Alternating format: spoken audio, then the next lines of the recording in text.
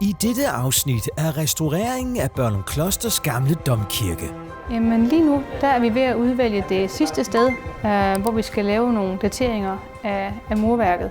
Hvis man kigger på forsiden her, så er de til syne, de her store jernbeslag, og de er begyndt at ruste. Og så måler vi, om ikke i alle omgivelser, måler vi jo 10 af dem, ikke? Og så kan vi tage et gennemsnit og sige, det er det, den bliver bestrålet af. Den skulle gerne sidde rigtig godt fast, og sømmene, der sad i bagsiden, var meget rusten, kunne risikere at falde ned, så det er rette tid.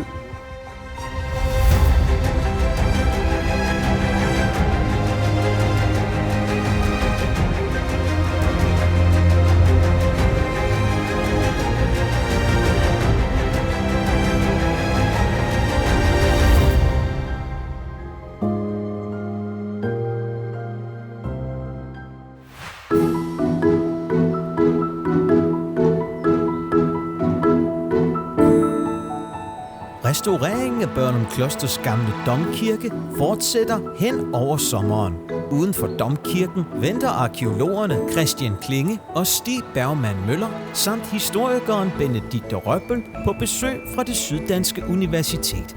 Professor emeritus Kåre Lund Rasmussen, der siden sit sidste besøg har fået stor interesse i det omfattende restaureringsarbejde, kommer for at høre mere om det detaljerede arbejde. Han ønsker også at tage flere prøver fra kirkens mure, som skal sendes til undersøgelse i Italien. Og vi har jo de her åbninger i muren i romansk tid. Ja. Jamen lige nu der er vi ved at udvælge det sidste sted, hvor vi skal lave nogle dateringer af murværket. Så har vi valgt nogle steder inde i kirken, så vi forhåbentlig kan få lidt mere overblik over præcis, hvad for nogle byggefaser, der har været i kirken, og hvornår de er foregået. Vi bruger simpelthen en mejsel og så en hammer, og så skræller vi lige kalken af, så vi er sikre på, at vi har plads, og så giver vi den et nyk med en hammer. Og så måler vi, om ikke i alle omgivelser, måler vi jo 10 af dem, ikke? Og så kan vi tage et gennemsnit og sige, det er det, den bliver bestrålet af.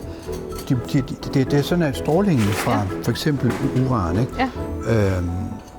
Den kommer, et uranatom, der sidder i leret, så henfalder det, og så kommer den radioaktive stråle, og den kører igennem murstenen, måske 10 cm, 20-30 cm igennem murstenen, så rammer den en elektronfælde. Sidste ende, så skal jeg have et stykke af denne her, som ikke har været eksponeret til lys, og det gør jeg inde i et laboratorium, hvor der er et meget bestemt svagt lys. Og den anden halvdel, så har jeg en lavhastighedssav, hvor jeg saver stykket over. Den ene halvdel stykker jeg ind i epoxy og polerer op til 1 my diamanter i finish, og så måler jeg den. I virkeligheden behøver det ikke tage så lang tid. Det hænger meget på, at alle maskinerne skal fungere.